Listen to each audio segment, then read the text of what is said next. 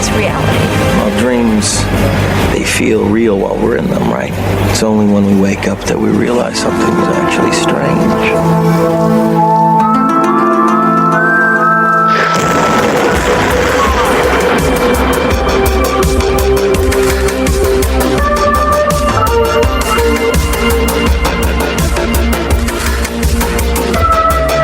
Welcome, everybody, into another Dream-isode. Danny, Travis, and Alan here, as we do each Monday, take you into Danny's subconscious and see what narcissism he has this week. It's not always narcissism. I know, but Sometimes. we sure do love when that just peeks his ugly head around the corner and... You guys will have to be the judge whether that happens this week or not. And this is, of course, what is it, 17? 18. Whew. Getting up there. I know. 18 dreams. Almost to 20. Yep. But not quite. That is true. If you're going by, this would be like officially the adult dream. It's 18. No, we filtered out the adult dreams. Oh, okay. This is a family show. But yeah, so as we do every week, you know, if this is for some reason the first time that you're listening to this, we read, or Danny has dreams, he writes them down. We like to read them on air, but we like to do it. The first 12 we had already, because we didn't know we were going to record these when he was first having these dreams. And then we decided after reading 12 of them, we're like, why are we the only ones who know about these? We should let everybody else know. So let's record them. Although it has really nothing to do with our original podcast that we release on Fridays. It's just a bonus. It's a platform that we can use to bring you these goodies. So, yeah, we then read them on the air. This from episode, I guess, from Dream-isode 13 on. I have no clue what is in this stack of papers. I feel like it's gotten heavier since you gave it to me earlier. Yeah, so, you didn't see me slowly adding pages to that? I don't know. It feels heavier, though. But... As it's stapled already. I don't know even what the title of the dream is because also if you've been listening to these beforehand, you know that Danny is a wizard at picking titles. Most of them include exclamation points. I can't remember if this one does or not. So, but... we'll find out in a moment. Yeah, so it's been a while since I had this dream, so I'm going to go ahead and flip the paper over right now just so we can see what we're in for today. Or today, whenever you're listening to this. I like to do this every time, so you know. It's like a true sound effect. It takes you quite a long time just to flip paper over. Yeah, okay. Do I have an exclamation point? No exclamation points, okay. But there should definitely be a question mark because I am very curious as to why you put this. But the title is Volcanic Violins. Alrighty. They both start with V's. Is that what a violin starts with? Or sounds like? What? Oh, I don't know. Is that? Well, it's like when they're like, "Oh, just get a mini violin and play it. Why don't you?" Like, or Going. What are you? Isn't that like a saying? Like It is. when a kid is like whining or something. Yeah. Like, go get your mini violin and just play What it. does that have to do with volcanoes? I don't know. Well, I was just thinking of violins. Oh. But what's that saying? I don't know. I mean, I kind of get what you're saying. I don't know if it's even a saying. Yeah. I think it's more of just an action. It's like, oh, hey, you know what? See this? And you just rub your fingers together. And they say, yeah. And be like, that's me playing the world's smallest violin. Oh, yeah. Maybe that's what it was. So, Not go get your little violin. yeah. It's not, I don't think it's a saying. I was like, are there mini violins? All right. Violins are already pretty small already. Well, yeah, but not this small. Not like cricket size. Yeah, not something that you can fit between your two fingers. All right, so here we go. My family and I are enjoying a nice spring day in a ritzy yet rustic-looking town located high in a mountain valley. If any of you know what Park City, Utah looks like, you can gather a... Are you now talking to, like, our listeners through your dream? I don't know. I wrote this forever ago. If any of you... Who are you talking to? I think I was saying, like, just if anyone knows what Park City is, then they can get a better understanding of, like, what it was that I was dreaming about. It would be how I take it. Yeah, but who are you talking to? Whoever wants to know. Okay. If any of you know what Park City, Utah looks like, you can gather a fairly good picture of the type of town I'm trying to describe. See, I think otherwise you would have just rather described it. So, I think you were including the fact that these are being read on the air that you wrote that you. Yeah.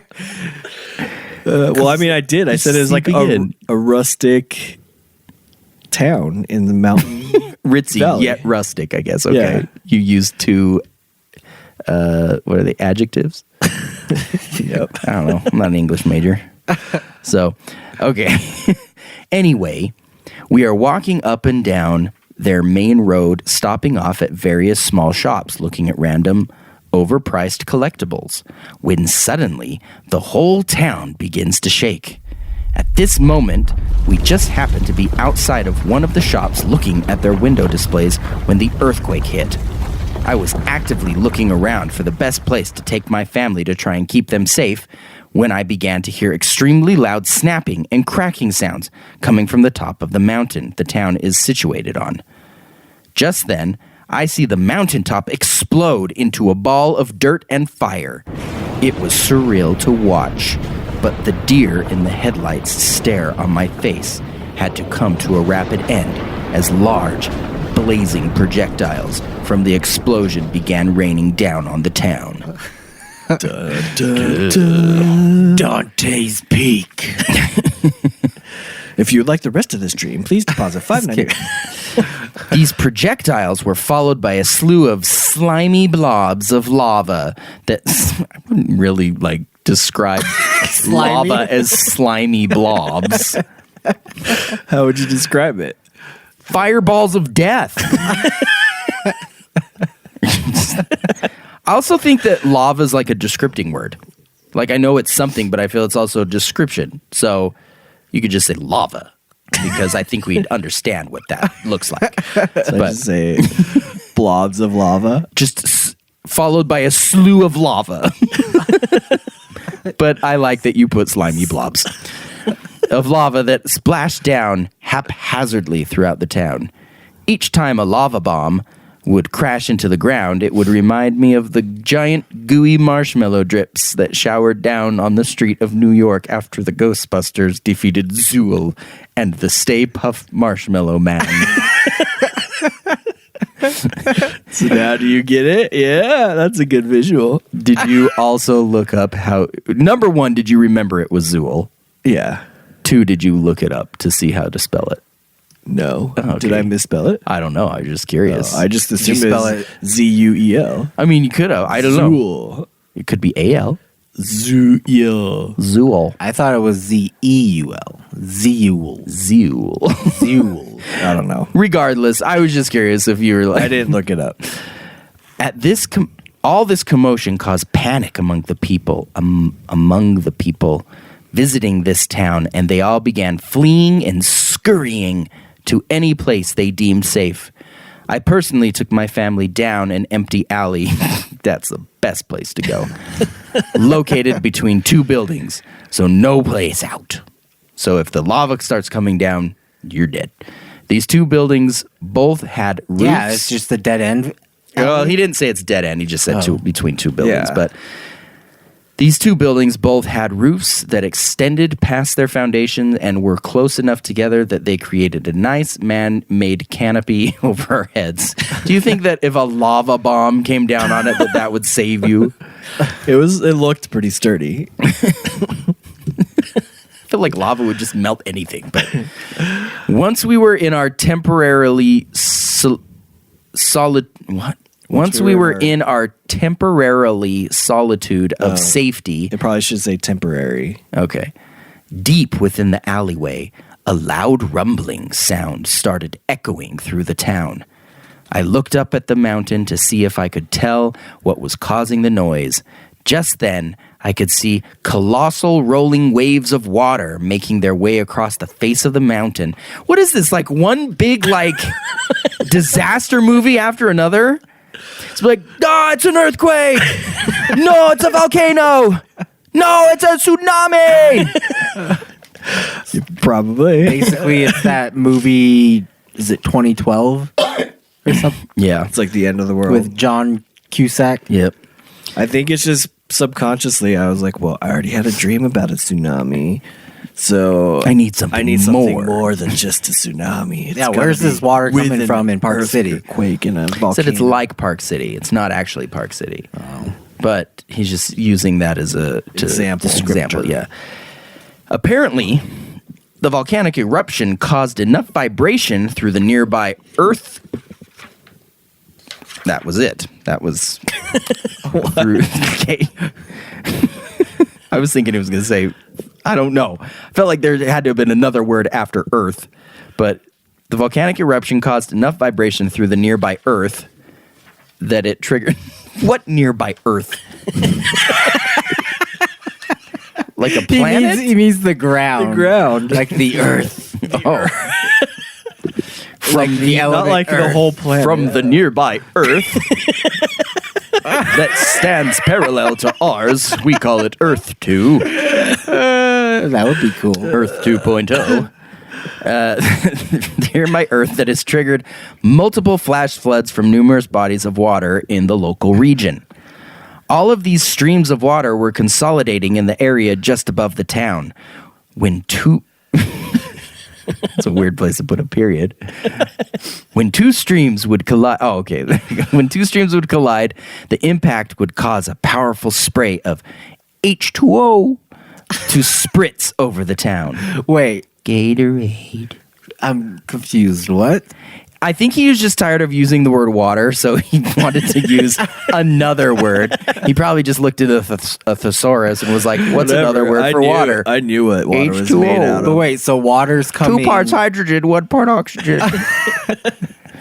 Water's coming from all directions? Yeah. Well, so the shaking of the ground from the volcano and the earthquake have caused all the various bodies of water, like lakes in the area, to suddenly just like spill their water. Oh. And then they're all coalescing in the area on the mountain over the city, and they're like running into each other, these streams of water, and colliding. So the strange And thing... spritzing the town. Yep, and spritzing the When they town. hit, they're... The strange thing It's a hot day. It just feels good. was that these streams of water seemed to be coming from every which direction, and each time a collision occurred, the resulting spray would spread like a visible audio wave in the sky. However, the more the various streams crashed into one another, the more chaotic the water-filled waves in the sky became. It is very difficult to describe what it was I was seeing, but it was really a sight to behold. I will concur in the fact that whatever you were seeing, you were definitely not able to convey. I'm pretty sure all of us are super confused right now. All the different streams of water were just starting to hit each other. And then when you have more streams hitting each other. So if you ever like throw a pebble in the water, right, in a pond, and you get that nice little like, The and, ripple? like, the ripple, yeah. But if you throw multiple pebbles in the water, what happens when the ripples start hitting each other? Okay, so, but where is this water coming from? Just like the various lakes and rivers in the local area. In the local region, that's Yeah. right. Okay. A few minutes later, the mountain stopped erupting. The flash flood ceased. I feel like I should be talking in a Morgan Freeman accent right now, like at the end of Deep Impact? Deep Impact. A few minutes later, the mountain stopped erupting. The flash floods ceased, and the people in the town began to calm down. That's pretty good. Just as we were about to exit the alleyway, we had all huddled together. We had all huddled together in, comma, the kids grabbed my attention and pointed out a mysterious opening that had appeared in the back of the alley.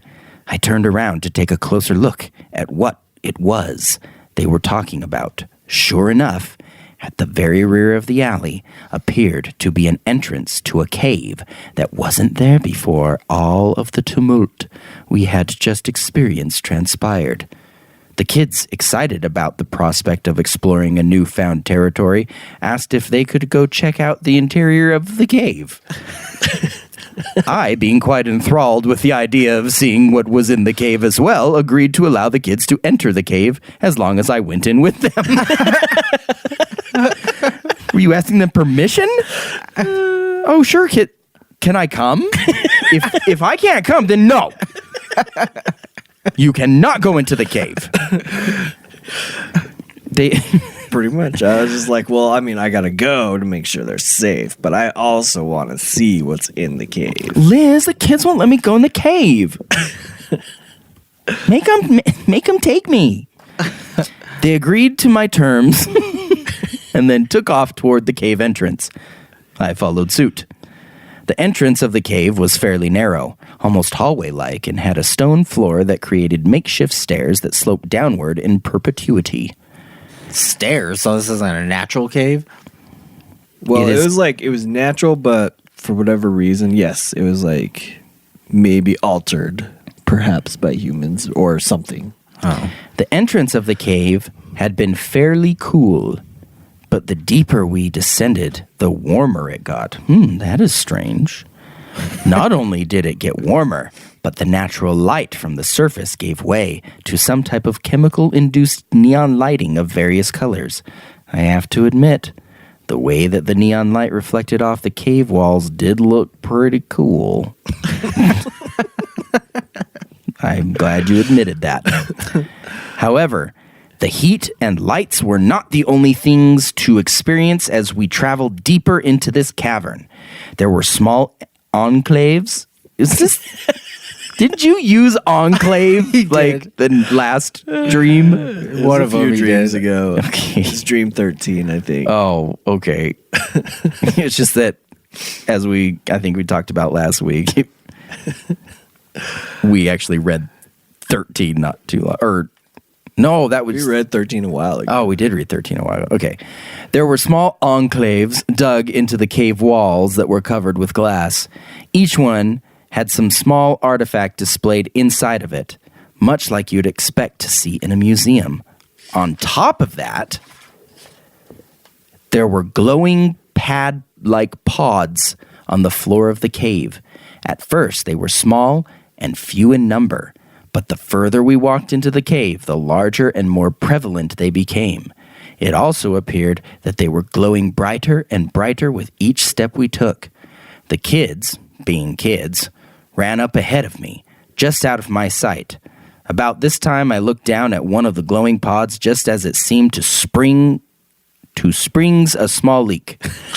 I bent down to further examine what was slowly ejecting itself out of the pustule-looking object and realized it was molten lava.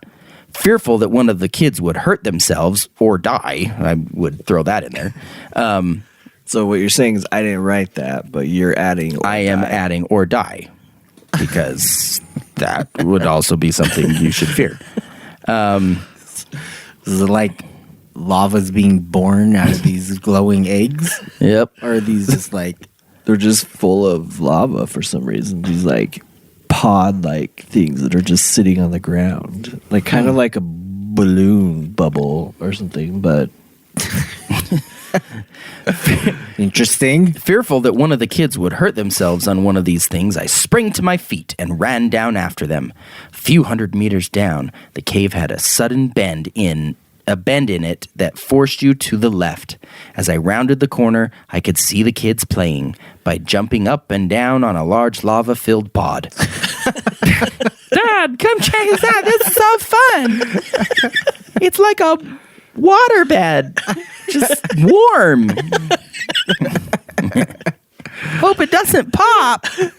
I yelled at them to stop jumping and to get off the pod, as it was dangerous. They looked at me with disappointment and confusion on their face.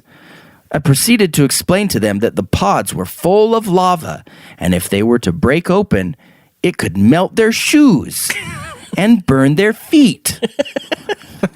Why are you being so, like, nonchalant about it? It's like, guys, it could burn your shoes. Be like, it will murder you. You will die. You can't scare kids like that. Yes, you can. If they're going to die, I'm going to freaking yell that. Like, don't most kids know what the lava game is? The floor is lava game?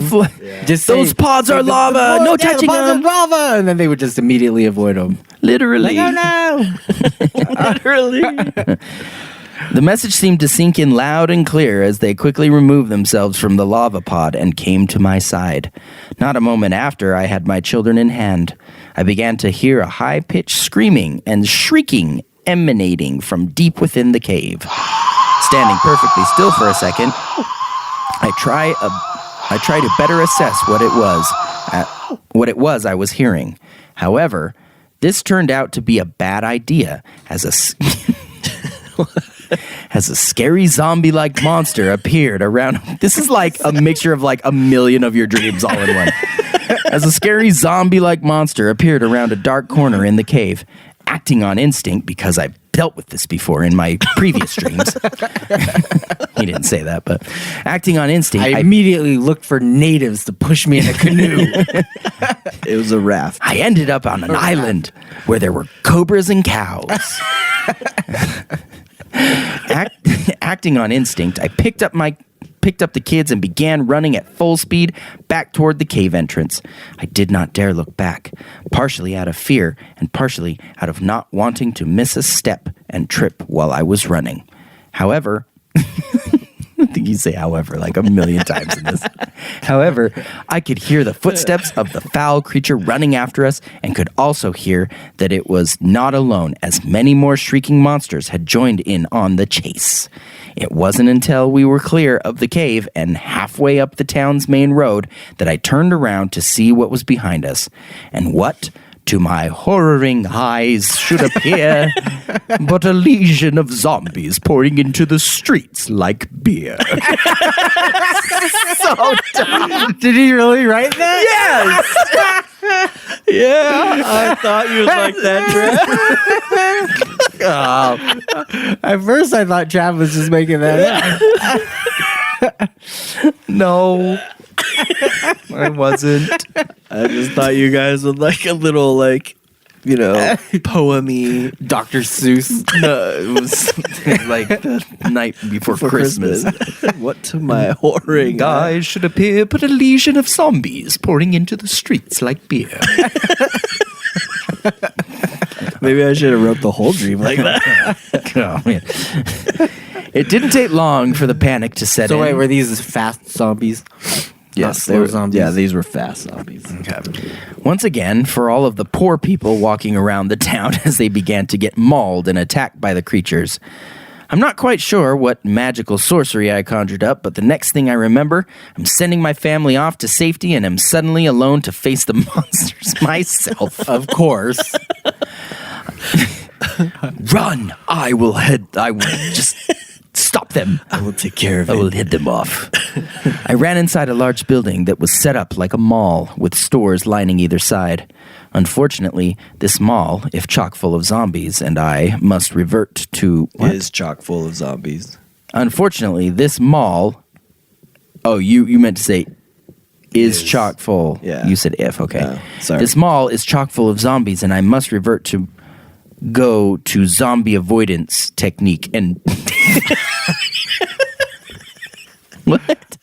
I must revert to my go-to zombie avoidance technique. Yeah, there you go. And began walking and moaning like a zombie. Oh yeah, that was in your previous dream. My way through the building and out a set of doors on the other side. This is when he dreams. He's like, He remembers. You know he's recalling it. Yeah. He's like, this worked before. He is actively transferring information between his old dreams up to his new dreams so that he can utilize that. It's Well, like if you don't learn from your past mistakes, then you should be using your dreams as if they're experience. You should have called this Pandemic Part 2. Oh yeah, Like, I guess I could have done You've that been like, too. Pandemic Part 2. Can you imagine if he just, well, you dream about work enough that if you just dreamed about like being a computer programmer, you could probably put it on your resume and be like, I have experience in computer programming. So I could put on my resume right now, like I've experience dealing with zombie apocalypses. Yeah. Twice now. Yeah. Not just one, but two. All natural disasters. Proficient in zombie avoidance technique. Like, what- Can you stop playing with your cord? He's sitting there like, Well, I'm super nervous about the zombies. God. Once outside, I regrettably dropped the zombie act. Why regrettably? Oh, okay. Just as Sometimes you need to finish sentences I know. and then ask questions. Well, I just have so many questions always. I regrettably dropped the zombie act just as a zombie catches a glimpse of me. Knowing that I've been made, I immediately take off running to try and escape this man-eater. He's like walking outside. He's like, all right, doesn't look like anybody's here. Oh, shoot, that one saw me. He's like,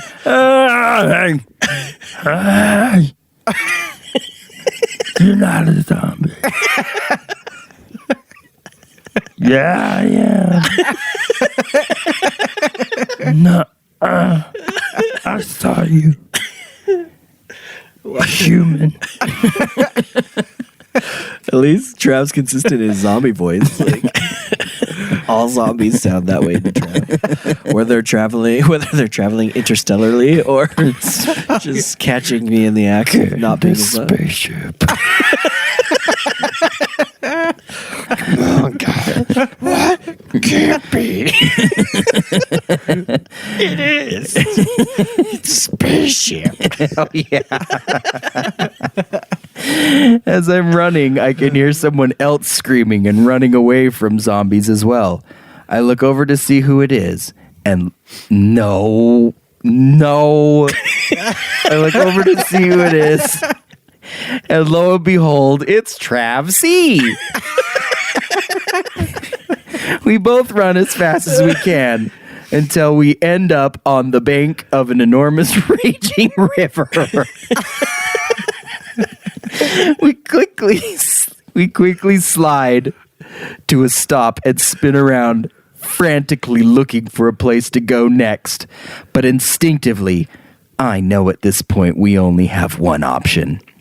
I tell Trav that our best chance at survival is to jump into the river and try to swim our way across toward the cliffs bordering the far side of the waterway.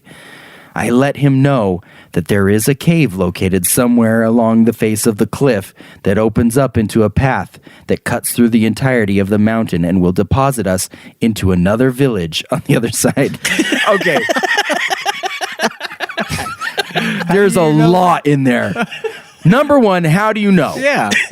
How do you know this cave? I just know now. Okay. Because, I mean, I've been preparing for this moment. Trav. Okay. He's like, I have had previous streams where I have hung out and gone on vacation in this town. So, I know that if we jump in this river and we swim across, there is a cave that cuts through the mountain way and will deposit us into a town in the mountains where there are tons of geodes. And there is a little small man. We do not go to the train station. But if geodes and crystals, you can just pick them up. They're everywhere. The mayor is a total douche, though. He stole my car. Wow, this really does bring in a lot of elements in previous dreams. Huh? Just in case, I really feel like if you guys have not, like most of the time we say you can just listen to these stand alone. Just to be safe at this point, if this is one of the first times you've listened to a dream, stop it, go back and listen to the other 17. Because they seem to be crisscrossing quite a bit. He doesn't say anything, but I assume he's on board with the plan. So without hesitation, I jump into the frigid waters and begin doing whatever I can do. Begin doing whatever I can to swim toward the cliffs.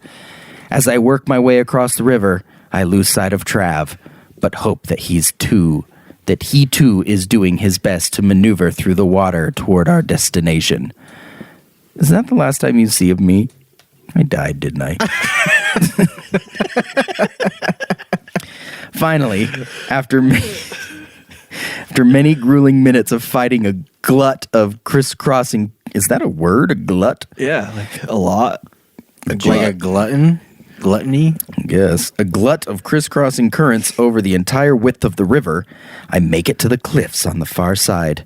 There is an area carved out of the rock caused by thousands of years of erosion that has created a small lagoon in which the entrance to the tunnel is located. I appreciate this natural phenomenon as it creates a natural blockade from the rushing waters. It's like, you know what? This is kind of nice.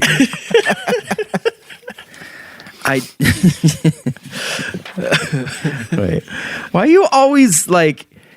At the end of your pages, you always have either one or two words on the next, like just the end of your sentence. It creates a natural blockade from the rushing waters I just battled. I take a moment to catch my breath, then reach up to grab a rock that is protruding from the cliff wall so that I may pull myself out of the water and onto the ledge where my path to salvation lies. However, just as my hands make contact with the stone extension, I feel something brush up against my leg. My initial thought is it must be Trav, because I brush up against your leg all the time. I look down to see where he is, but all I can see is the dark surface of the water. Wondering if he is in trouble and need of assistance, I dive back into the cold tributary. Good heavens, the cold tributary. Begin searching for him. It doesn't take me long to... Why am I not allowed to... What the hell's a tributary? It's just another word for waterway. Thesaurus King. And begin searching for him. It doesn't take me long to spot a figure underneath the choppy waves. I swim toward it in anticipation of helping, yet when the figure goes from blurry to clear, I can see that the figure is not Trav at all, but instead is a freaky zombie that had originally chased me into this very body of water. Luckily, the monster is no Michael Phelps, as he's widely throwing his arms around, trying his best to maneuver through the current-ridden liquid, but there is no mistake. There is no mistaking his persistence and drive, as all that is on his mind is getting a nice, heaping helping of Dan El Dante.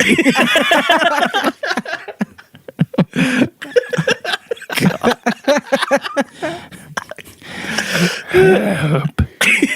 I can't swim. Help me. Trav? Yes.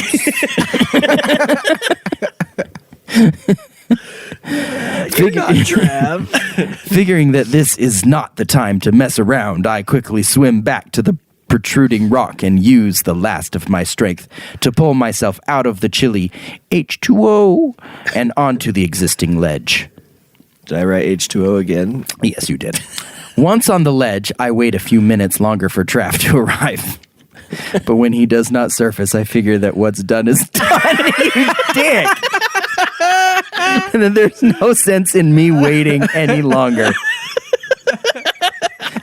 Such an ass.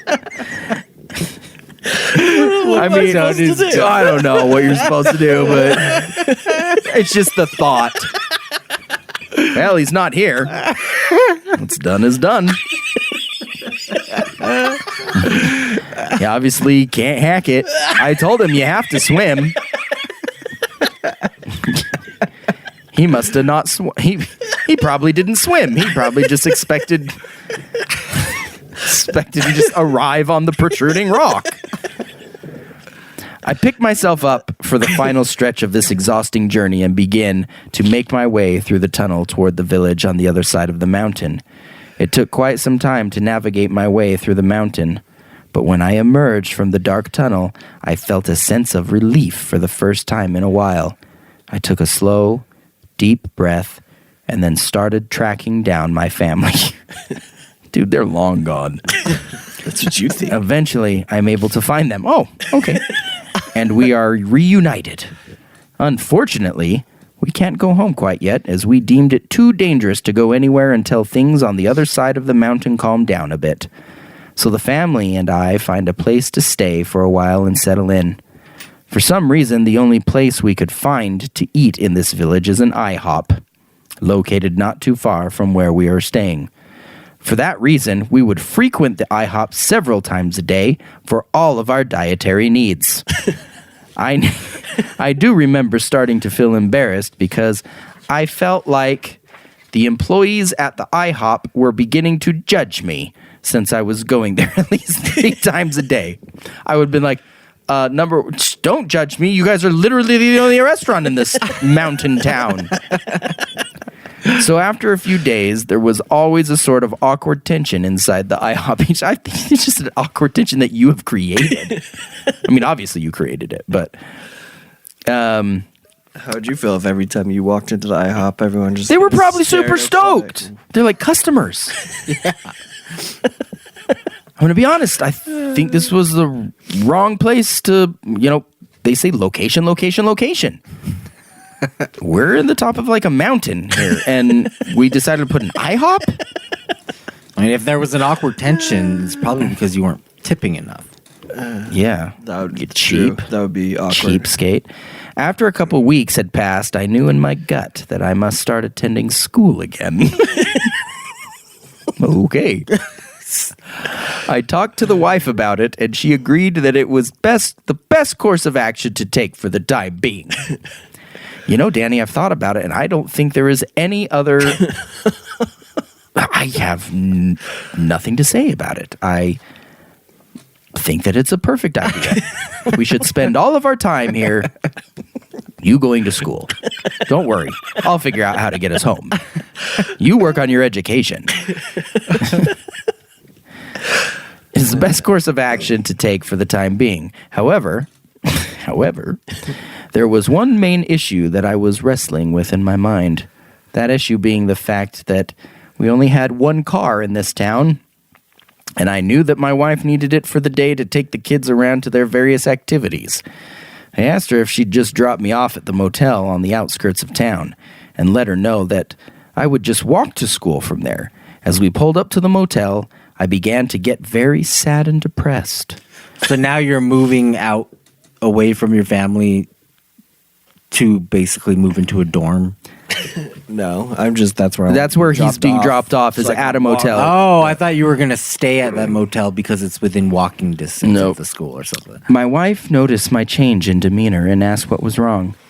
I told her that I knew the walk to school from this motel is very long, and I was dreading the fact that I would need to give her my shoes for the day. Figured my feet will be very sore by the time I get to school.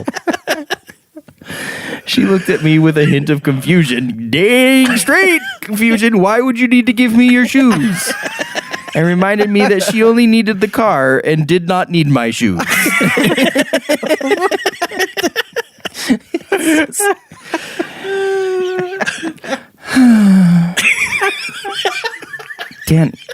Danny, what's wrong? Nothing. Okay, can I be honest? It's just that the walk from the motel to the school is just so very long, and I know that I'm gonna need to give you my shoes. My feet are gonna hurt on the walk. I don't want to give you my shoes. Danny, I only need the car. Not your shoes. This was welcome news, as I was immediately feeling upbeat and chipper once again. I got my shoes. Yay!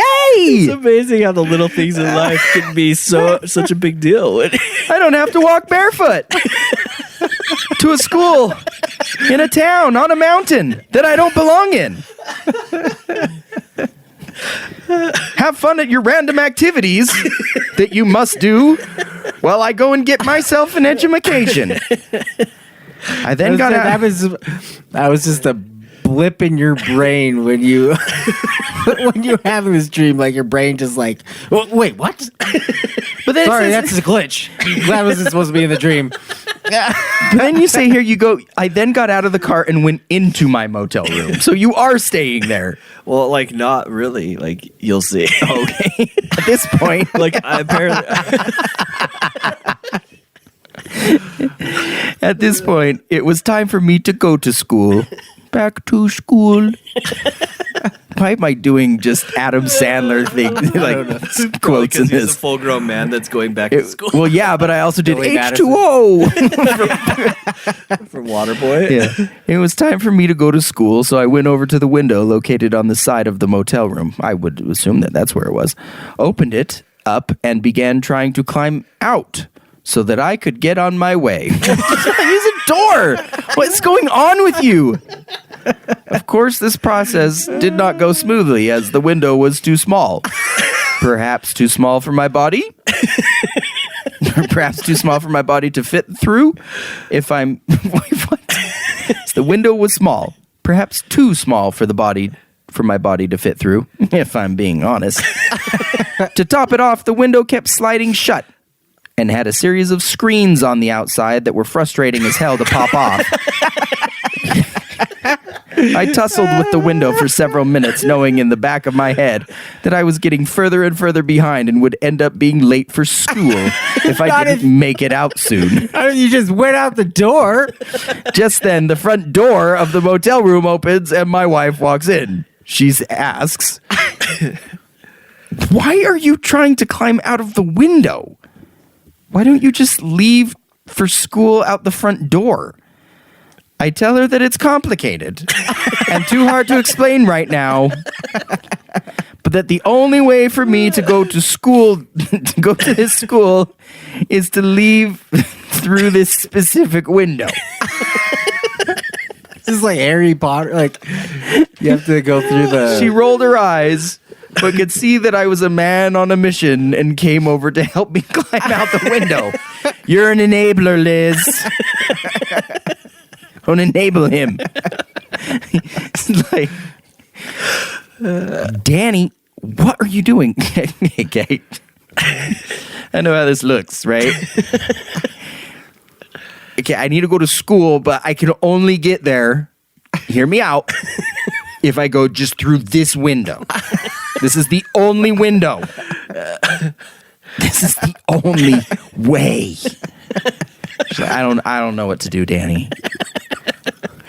You were sad about giving me your shoes. You think I need your shoes, and now you're trying to climb out a window to get to school? I don't know. Thanks to my wife's help, I was able to climb out the window in no time. Now that I was outside again, I put one large binder under each arm and mentally... She drops you off at the motel. You go in through the door, into the motel room, turn around, get stuck going out the window. She helps you out the window. Now you're back outside. Everything's right. It's rain. Right is right. Right, it's rain. I put the large binder under each one large binder under each arm and mentally prepared myself for the long trek ahead. She's back now. Just use the car. As I took my first step towards school, I looked up at the road ahead of me and realized that the school was actually located right behind the motel. What? What the hell is going on?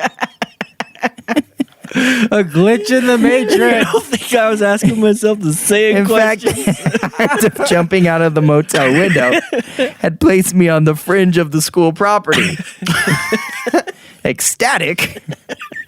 Like, oh, actually don't have to walk miles. It's right here. Hey, Liz, you can't have my shoes. Liz, it was right here the whole time. I began to head toward the main building on campus. As I got closer, I ran into a large group of students who were all cheering and screaming on a series of steps located on the school property. Curious as to what all the hullabaloo was about. The hullabaloo? The hullabaloo was about, I pushed my way closer to investigate. When I got close enough, I could see that there was a good old-fashioned violin off about to start. Here's where the violin comes in. This is like the stringed instrument version of drumline. Yeah. Kind of. From my understanding, a violin off is kind of like a dance off, but instead of groups of people dancing back and forth, these students would play a few seconds of hardcore music on their violins and then pass the beat on to the opposing team. Not gonna lie, my interest was piqued. So I decided to stay and watch the students battle it out using their string instruments as their weapons of choice. After the performance was over, the crowd began to disperse, and I once again began walking toward the main campus building to find my first class of the day. This is when I woke up. That last part, the last page, as soon as you decided you needed to go to school, that is when it got so weird. Yeah. I needed to get an education, as you said. Yeah, I told you I died there. Good call, Trav. How did you know? I just felt like that's what you would do to me. What's done is done. What is done is done.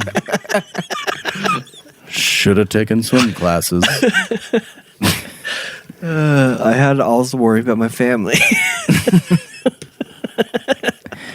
I want to know, when you say, you waited there a little bit, how long was a little bit? 15 seconds? He's looking around. He's like, well, I don't see anything. Well, what's done is done. Later. Trav, if you can hear me, I'm going to go through the cave. Meet me there if you live. So, all right. He has an axe with him and he breaks that piece of stone that he used to get out of the water. Just to spite you, just in case he tries to get out. He's really trying to make sure you're dead and you die. Meanwhile, somewhere miles down the river, there's that one zombie just floating down. He's like, help.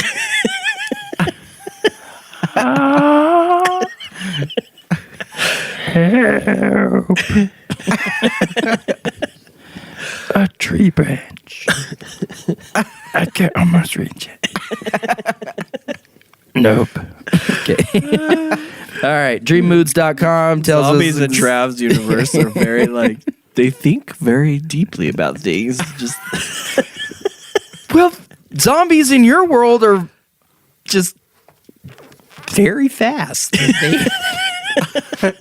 And apparently can space travel. So, and other things. I don't know. Well, I'm just glad that these zombies couldn't swim as well as the others. They could. The other ones could. They were very good swimmers. They were Michael Phelpses. But yeah, dreammoods.com. We go to that website and just really see if there's anything that you were feeling outside of these dreams.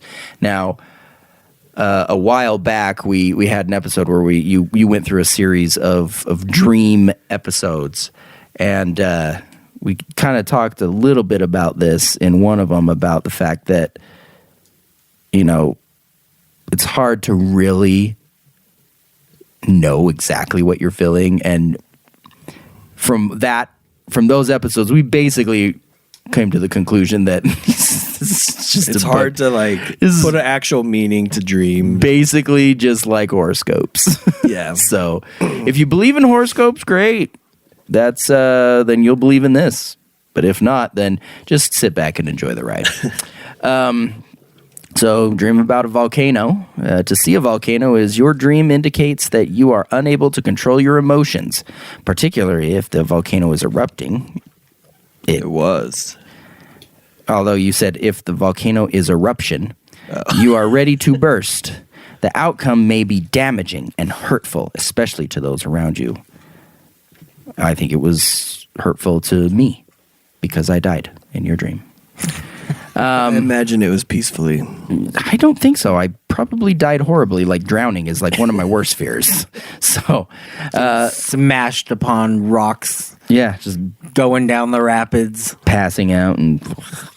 But Maybe I'll have like a sequel to this dream at some point, and I'll be like, well, it's been several weeks now. I've finished school, and we're going to head back home. And as we drive back, I can see a little figure clinging to the cliffs. I've just the been there for like days. I'm like, help, Trav. and then just a few yards down on another cliff is the zombie. He's like, help. Me too.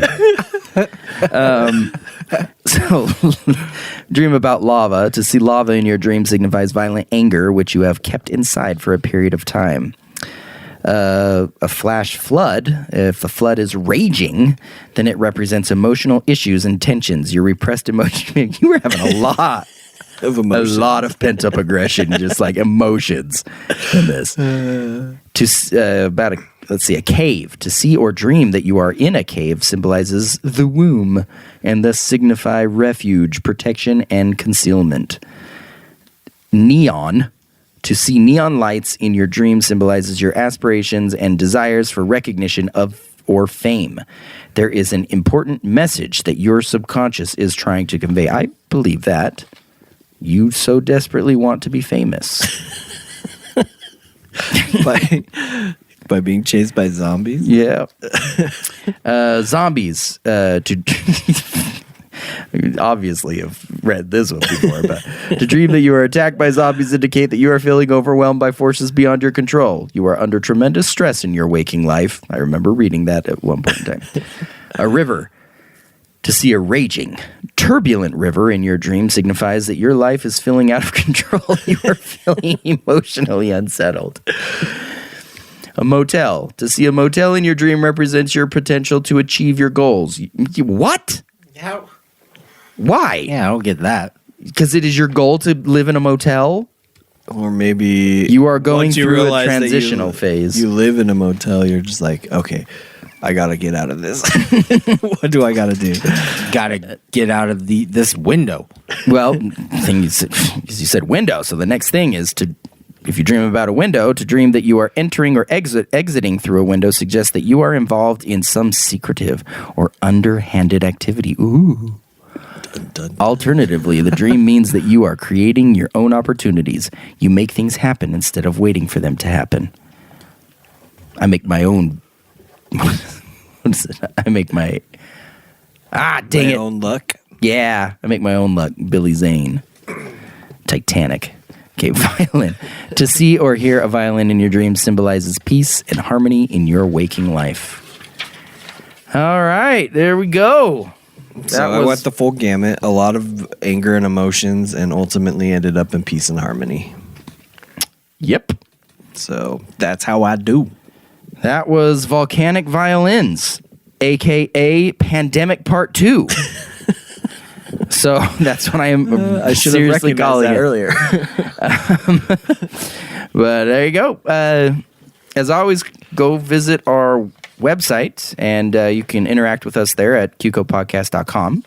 And you can visit us on our various social media platforms, Twitter, Instagram, Facebook at QCO Podcast.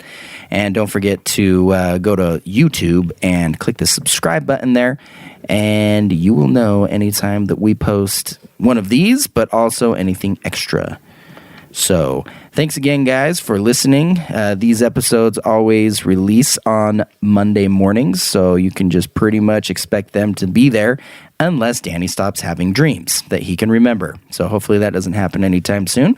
We got a bit of a backlog. All right, so good. We still won't run out anytime soon. All right, super excited. But thanks, everybody, for listening, and we'll catch you next week.